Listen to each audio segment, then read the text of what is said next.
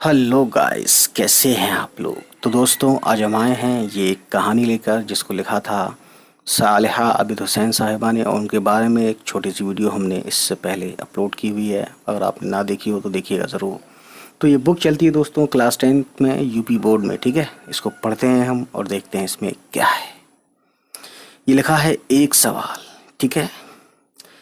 किसी और जगह मैं उसे देखती तो जाने क्या समझती, मगर एक हाथ में झाड़ू, दूसरे में पोंछा करने का झाड़न और कूड़े की बाल्टी। शुबह की गुंजाइश ही कहाँ थी, यानी शक की गुंजाइश ही नहीं थी।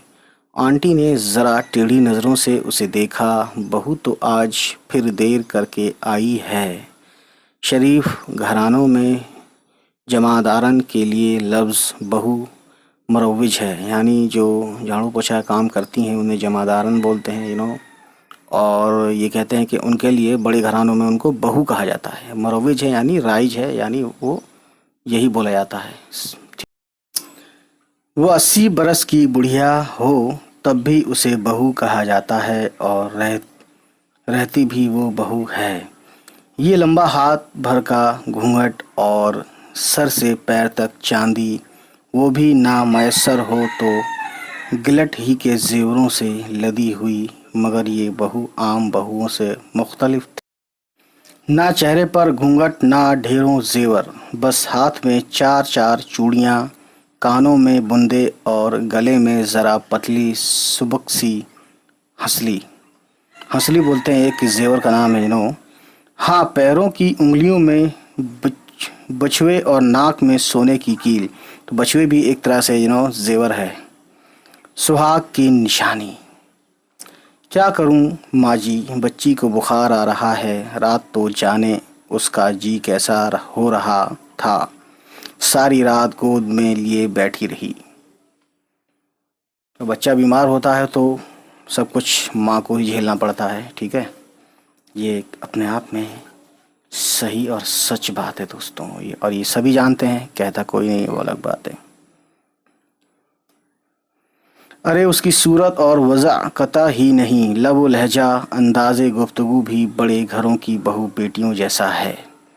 मैं हैरान हैरान सी उसे देखे जा रही थी। इस उसने ज़रा सा मुस्कुरा कर मेरी तरफ देखा तो उसके मोतियों की लड़ी जैसे दांत दमक रहे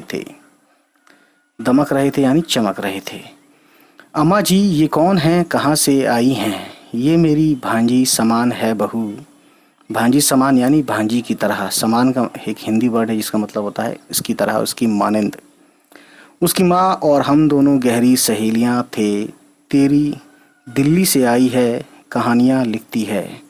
आंटी ने बड़े फ़ख्र से मेरी तरफ, उन्हें इस पर बड़ा नाज था कि उनके कस्बे की बेटी कहानीकार है। वैसे मेरी कहानियाँ पढ़ती नहीं थीं। अच्छा जी, दिल्ली से आई हो आपा जी, उसने इश्तियाक यानी शौक़ के साथ इश्तियाक से पूछा। गोया मेरी कहानियों को कोई अहमियत नहीं दी। मेरा भी दिल्ली जाने को बड़ा जी चाहता है बीबी। तो मेरे साथ चली चलना, मैंने कहा तो दम भर के लिए खुश हो गई।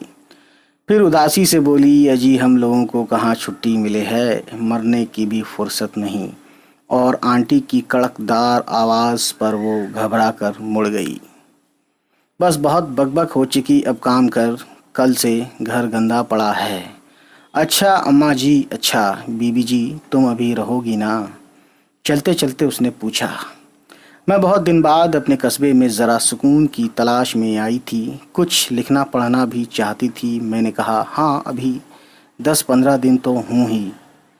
मैं उसे देखती रह गई। क्या फुर्ती और सफाई थी, दम में इधर, और आगे आगे लिखा होगा दम में उधर, दम में उधर। ये कमरा साफ़ किया, वो कमरा साफ़ किया, बरामदे में झाड़ू लगाई, सब जगह पोंछा किया, सहन में झाड़ू दी, और लीजिए आध घंटे में सारा घर चंदन कर दिया यानी चमका दिया, ठीक है। 12-13 बरस की एक नाजुक सी लड़की उसके साथ साथ काम करा रही थी, और वो बराबर उसे सिखाती जाती थी। यूं नहीं, یوں نہیں اوں نہیں یوں، جی جان سے کام کرنے سے کوٹھیوں والے خوش ہیں بیٹی۔ میں نے دیکھا کہ وہ بہت باتونی ہے، مگر اس کی باتوں میں ایک رس تھا، لہجے میں ایک کھنک تھی، اور مہترانی ہے یا کسی اچھے گھر کی پڑھی لکھی کارگزار عورت؟ سوالیہ نشان۔ کئی دن گزر گئے، وہ آتی، مجھے دیکھتی، مسکرا کر دو چار باتیں کرتی، اس کی میری خاصی دوستی ہو گئی تھی۔ ایک دن بولی، بی بی میری کہانی بھی لکھو گی؟ میں نے ہنس کر اسے دیکھا، یہ سوال تو کہانی کار سے بھی کیا کرتے ہیں۔ پھر اس کے چہرے پر ایک سایہ سا آیا اور گزر گیا۔ بڑی دردناک ہے بی بی میری کہانی، اور جیسے آنسو چھپانے کو جلدی سے کاموں میں لگ گئی۔ کون اسے دیکھ کر یہ کہہ سکتا تھا کہ وہ 6 بچوں کی ماں ہے؟ اس کا لمبا سیدھا قد، قدر بھرا بھرا جسم، جس کے نشیب و فراز کافی پرکشش تھے، یعنی اتار چڑھاؤ، سرخی مائل سنہری رنگت، سنہری یعنی تھوڑا گورے ٹائپ کی، ویسے سنہری کا مطلب ہوتا ہے گولڈن، ٹھیک ہے دوستوں، بڑی بڑی شربتی آنکھ، سیاہ دراز پلکوں کا سایہ، اور میں سوچتی رہتی، یہ حسن، یہ جوانی، یہ دلکشی، کیا وہ مقابلہ حسن میں جائے تو اسے ملکہ حسن چنا نہ جائے گا؟ کیچڑ میں کنول، سوال کر کے یہ خود ہی جواب دیتی ہے، کیچڑ میں کنول۔ وہ سب کام کاج بٹا کر 10-15 منٹ میری کرسی کے برابر زمین پھسکڑ مار کر بیٹھ جاتی اور مجھ سے دلی اور بمبئی کی باتیں پوچھا کرتی۔ اسے دلی اور بمبئی دیکھنے کی بڑی تمنا تھی۔ ہمارا قصبہ دلی سے کچھ زیادہ دور نہ تھا، مگر اسے کبھی فرصت ہی نہ ملی کہ اپنی ماں کے میکے جا کر اس کی بہار دیکھتی۔ بی بی میری ماں خاص ایسی زبان بولتی تھی کہ بس اس کا منہ دیکھتے رہو۔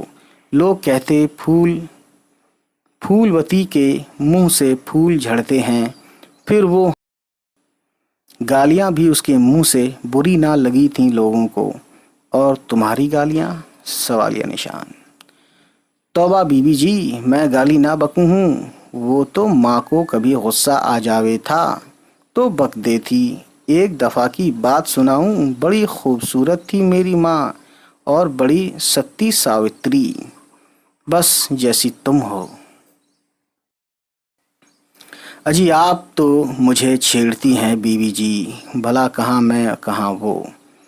تو بی بی ایک ججمان نے اونچی جات کا ایک ادھیڑ مردوا تھا اور بڑا پیسے والا تھا، اپنی ڈیوڑھی میں اس کا ہاتھ پکڑ لیا۔ ارے بی بی، ماں نے بھرا ٹوکرا اس پر ہی الٹ دیا اور ایک ایک زبان میں ہزار باتیں سنا ڈالیں۔ کہے تھی مہینوں وہ مردوا گھر سے نہیں نکلا اور اس کی جوروا سے چھوڑ کر میکے جا بیٹھی۔ جوروا یعنی کہ اس کی بیوی، جورو۔ وہ کھلکھلا کر ہنس پڑی، کیسی جھنکار تھی اس کی ہنسی میں۔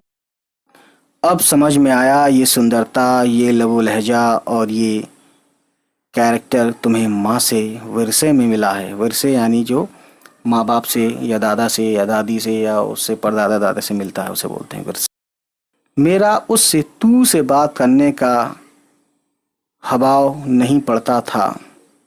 اس نے کچھ شرما کر کچھ دکھ سے کہا، ارے بی بی، یہ سندرتا تو میرے لیے بلا ہو گئی ہے۔ بھگوان نے بدصورت بنایا ہوتا تو مجھے اتنے دکھ نہ جھیلنے پڑتے۔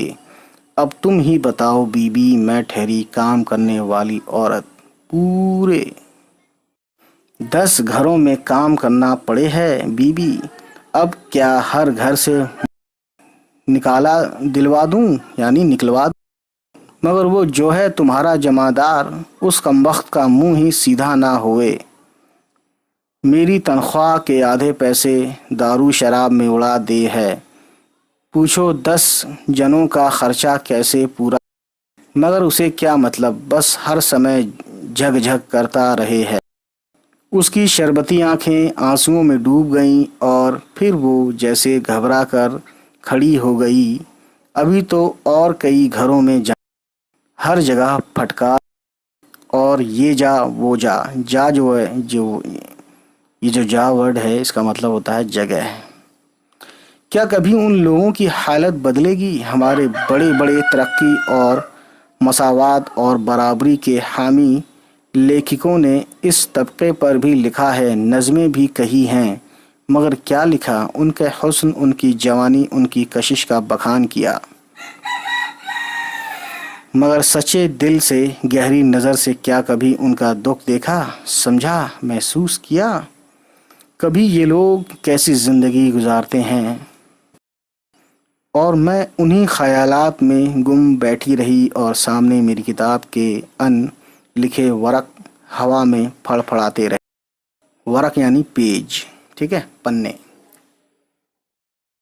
اس دن میرے گھر پر ایک میٹنگ تھی، شام کو پبلک جلسہ تھا اور اس میں ہم سب کو بولنا تھا عورتوں کی حالت پر، ان کے حقوق پر، ان کے کارناموں پر۔ خواتین کا بین الاقوامی سال ہے نا، یعنی بین الاقوامی بولتے ہیں انٹرنیشنل۔ بھلا ہمارے قصبے کی عورتیں کیوں پیچھے رہتیں، اور پھر اور کچھ ملے یا نہ ملے اس بہانے اخباروں میں نام اور شاید تصویریں تو آ ہی سکتی ہیں۔ بحث زوروں پر ہو رہی تھی۔ ایک کا خیال تھا کہ دنیا کو اب عورتوں کے سامنے جھکنا ہی پڑے گا، دوسری کہہ رہی تھی اجی ہوتے ہوتے سب ملکوں کی حکومت عورت کے ہاتھ میں آ جائے گی، تیسری کا کہنا تھا کہ دنیا سے جنگ اور خون خرابہ تبھی جب سیاست عورت کے ہاتھ میں ہو۔ آنٹی کا بڑا بیٹا سب پر فقرے کس رہا تھا، ارے عورتوں سے زیادہ جھگڑالو ہوگا، دیکھنا ایک کا جھونٹا دوسرے کے ہاتھ میں نہ ہو تو۔ اور آنٹی ہاں میں ہاں ملا رہی تھی، اور کیا ہم عورتیں بھلا حکومت سیاست ویاست کیا جانے؟ اور چاچا جی بیٹھے حقہ گڑگڑاتے، پوپلی ہنس کر بولے، اجی مرغی اذان دیتی بھلی نہ لگے ہے۔ یہ کہہ کر وہ ہر اس عورت کی توہین کرتے تھے جو گھر سے باہر کے کسی کام میں حصہ لیتی تھی۔ ہاں بابا، عورت تو گھر ہی میں اچھی لگتی ہے۔ بیٹے نے ہاں میں ہاں ملائی اور مسکرا کر مجھے دیکھا۔ مگر خدا بچائے ان قلم کے سپاہیوں سے، ہمیں تو بس ان سے ڈر لگتا ہے۔ میری جان پہلے ہی جل رہی تھی، اس کی باتیں اور بھی زہر لگیں، مگر میں چپ رہی، میرا ذہن جانے کہاں بھٹک رہا تھا۔ عورت عورت عورت عورت، یہ عورت ورڈ جو ہے عربک ہے، سے ان کا مطلب کیا ہے؟ کیا صرف اپر کلاس کی تعلیم یافتہ اپ ٹو ڈیٹ اور الٹرا ماڈرن عورت ہے، یا مڈل کلاس کی پڑھی لکھی عورتیں جو کالجوں اسکولوں میں پڑھتی اور پڑھاتی ہیں، سیاسی اور سماجی کام کرتی ہیں، مردوں سے اپنے حقوق مانگا کرتی ہیں، ملیں یا نہ ملیں اس سے بحث نہیں، وہ عورت ہیں؟ کیا صرف ووٹ کا حق مل جانا عورت کے لیے کافی ہے، یا حکومت میں بڑے بڑے عہدے چند عورتوں کو مل جائیں تو ہم سر اونچا کر کے کہہ سکتے ہیں کہ ہمارے دیش میں اور سب حق مل گئے ہیں؟ آخر ہم کس کے حقوق کے لیے آواز بلند کر رہے ہیں؟ کیا قصبوں اور دیہاتوں کی ان عورتوں کے لیے جن تک ابھی علم کی روشنی پہنچی ہے، نہ اپنے حقوق کا انہیں احساس ہے؟ کیا ہم کسان اور مزدور عورتوں کے لیے اس بین الاقوامی خواتین سال میں کام کر رہے ہیں؟ کیا یہ عورت نہیں، مگر ہم اس کے لیے کیا کر رہے ہیں؟ وہ اپنے لیے کیا کر سکتی ہے؟ بکھرے الجھے بہت سے سوال میرے ذہن میں گونج رہے تھے، ہمیشہ ہی گونجا کرتے ہیں۔ تو اس طریقے سے اس کے سامنے عورتوں کی اسی گھر میں، مطلب اس رائٹر کے گھر میں ہی لوگ کہ عورتیں آگے بڑھیں گی یا عورتیں یہ سنبھالیں گی، حکومت میں آئیں گی، تو یہ سب مذاق اڑا رہے تھے، ہے نا، اور ان کو برا لگ رہا تھا، لیکن ان کے سوال، ان کا ذہن کہیں اور بٹا ہوا تھا اور بہت ساری یہ سب سوال آ رہے تھے ان کے ذہن میں۔ تم کیوں چپ ہو؟ ایک دوست نے چھیڑا۔ وہیں کسی دوست نے کہا تم کیوں چپ ہو؟ کسی کہانی کا پلاٹ سوچا جا رہا ہوگا۔ دوسری نے فقرہ کسا، یعنی ایک طرح سے طنز کیا، مذاق کیا۔ اجی افسانہ نگار ٹھہریں، ہم میں سے کسی کی خیر۔ تو ان کے کہنے کے مطابق کسی ایک نے کہا کہ یہ تو افسانہ نگار ہیں، یعنی کہانیاں افسانے لکھتی ہیں، کہیں ایسا نہ ہو ہمارے اوپر ہی کہانی لکھ دیں، تو کسی کی خیر نہیں۔ بھائی نے چھینٹا اڑایا، میں جواب بھی نہ دے پائی تھی کہ آنٹی کی پاٹدار آواز گونج۔ بہو پر آج پھر کوئی مصیبت ٹوٹی ہے، 1 بجنے والا ہے اب تک نہیں آئی۔ اور 1 بجنے کی خبر پر سب چونک پڑیں۔ شام کے جلسے میں شرکت کرنا اور انتظام کرنا تھا۔ چند منٹ میں سب مہمان رخصت ہو گئے۔ مجھے پھول رانی کی فکر تھی، آج کیوں نہیں آئی۔ اس کا سر جھکا ہوا تھا، سوتی میلی ساڑی پر جگہ جگہ خون کے دھبے سوکھ کر کتھئی ہو گئے تھے، منہ سوجا ہوا، آنکھیں متورم اور ہونٹ زخمی۔ میں دھک سے رہ گئی، کیا ہوا پھول رانی کو؟ آنٹی نے اس پر برسنا شروع کر دیا۔ بغیر جواب دیے سر جھکائے جھاڑو لگاتی رہی۔ میں کمروں میں اس کے ساتھ ساتھ گھوم رہی تھی اور وہ مجھ سے آنکھیں آخر میں رہ نہ سکی۔ کیا بات ہے پھول رانی، خیریت تو ہے نا؟ اس نے جھاڑو ایک طرف ڈال دی اور دھپ سے زمین پر بیٹھ گئی۔ ایک غرور، ایک ناز، ایک شان جو اس کی شخصیت کا جز تھی، یعنی اس کی شخصیت کا حصہ تھی۔ شخصیت بولتے ہیں پرسنالٹی، آج غائب تھی۔ جی ہاں، شخصیت۔ میں سمجھتی ہوں کہ شخصیت صرف پیسے والوں، علم ہی کی ملکیت کی کوئی چیز نہیں ہوتی۔ اس نے ڈبڈبائی آنکھوں سے میری طرف دیکھا۔ یہ ایک مسلی کچلی مظلوم ہستی تھی۔ مظلوم یعنی جس پر ظلم ہوتا ہے اس کو ہم مظلوم بولتے ہیں۔ میری دوست پھول رانی، بچے تو اچھے ہیں نا؟ میری سمجھ میں یہی آیا کہ کوئی بچہ سخت بیمار ہے یا بی بی، اس نے روتے ہوئے کہا، بچے کو 4 دن سے بخار آ رہا ہے۔ تم جانو ہزاروں ارمانوں، گنڈے تعویذوں میں مرادوں کے بعد تو یہ بچہ ہوا ہے۔ جب بھی لڑکی ہوتی ان کا بابا مارنے مرنے پر تل جاوے تھا کہ مجھے بیٹا چاہیے اور تو بیٹی جنے جاوے ہے، جیسے یہ بھی میرا دوش تھا۔ وہ ذرا رکی اور میں سوچنے لگی اسی کے طبقے پر کیا منحصر ہے یہ حماقت تو بڑے بڑے پڑھے لکھے روشن خیال لوگ تک کرتے ہیں۔ یعنی انہوں نے ایسا کیوں سوچا کہ یہ صرف ایسا نہیں کہ یہ بہت لوور کلاس والے ہی سوچتے ہیں کہ بیٹی نہیں بیٹا ہو۔ انہوں نے یہ اپنے آپ سے مطلب اپنے من میں کہا کہ یہ تو پڑھے لکھے لوگ اور یہ سب ایسے اونچے کلاس کے لوگ بھی ایسا سوچتے ہیں۔ بی بی 2 برس پہلے بھگوان پھونسڑا، اس کی بیماری مجھے پاگل سا کر دے ہے۔ کل سے بخار تیز تھا، سارے دن کام کیا اور رات بھر اسی لیے بیٹھی رہی۔ اس نے رو رو کر سارا گھر سر پر اٹھا لیا، مگر یہ خون کے دھبے اور اچانک میرے کوندا سا۔ اس کے میاں نے مارا تو نہیں اسے؟ وہ پھوٹ پھوٹ کر رونے۔ بی بی، یہ کون نئی بات ہے؟ روز ہی وہ مجھے مارے ہے۔ اور پھر ہچکیوں کے درمیان وہ اپنی بپتا سنانے لگی، روز ہی دھنک کر رکھ دے ہے مواں، نہ کمانے کا نہ دھمانے کا۔ تو یہاں پہ کہانی جیسا وہ سوچ رہی تھی کہ شاید اس کے میاں نے مارا ہو، اور خون اور چوٹ ووٹ کی جو وجہ سے جو خون نکلا وہ یہ سب چیزیں وہ سب اس نے بتایا اور رونے لگی، ٹھیک ہے۔ تو اس کو اور زیادہ اس کی زندگی کے بارے میں پتہ چلا اور اس کے حالات جو گھریلو حالات ہوتے ہیں غریبوں کے یہ بھی پتہ چلا ہے نا، اور خاص طور سے اس غریب عورت کے بارے میں پتہ چلا کہ جس کا میاں کماتا نہیں ہے بلکہ شراب پی جاتا ہے، جبکہ وہ کماتی ہے اسی کے پیسے سے شراب پیتا ہے، وہ کوئی کام بھی نہیں کرتا۔ کا مستنڈا بیٹھ کر کھاوے ہے، 14 برس کی بیاہی آئی تھی، 16-17 برس بیاہ کو ہو گئے۔ 7 دن بعد یہ جھاڑو پونچھا ہاتھ میں سنبھالا تو 7 لڑکیاں جنیں۔ دو مر گئیں اور پھر ایک یہ لڑکا، پر مجھے کبھی آرام نہ ملا، چلا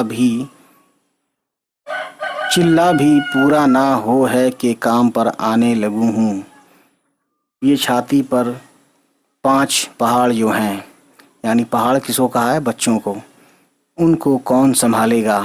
وہ شاید بات ٹال رہی تھی، مگر آج کیا ہوا؟ اس نے مارا کیوں؟ کہانی کار کی بے رحم رگ بھڑک اٹھی تھی۔ کہانی کار جو کہ خود مصنف ہے، ٹھیک ہے۔ اجی ہوتا کیا اسے میرا کھانا پینا ہنسنا بولنا سبھی زہر لگے ہے۔ یہاں کیوں کھڑی تھی؟ اس سے کیوں بات کی تھی؟ دکان پر کیوں ہنس رہی تھی کھڑی؟ پوچھو جب تو خود کوئی کام نہ کرے گا تو کام کاج کرنے میں نہ جاؤں گی تو پھر کیا ہوگا؟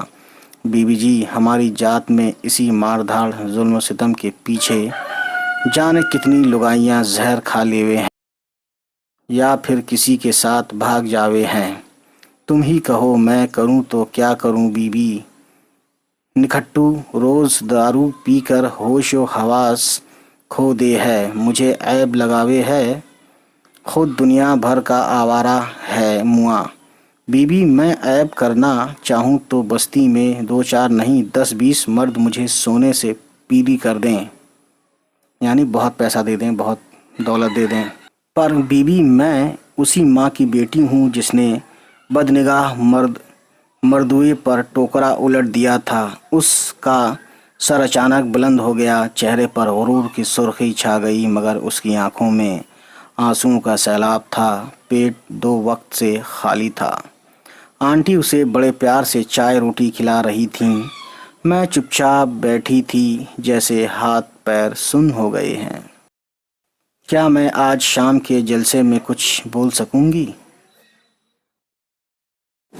یعنی وہ جلسہ جو تھا وہ عورتوں کی بھلائی کے لیے، عورتوں کے ظلم کے خلاف بولنا تھا، اور یہ ظلم ان کے سامنے ہی ہو رہا تھا اور یہ کچھ کر نہیں پا رہی تھی۔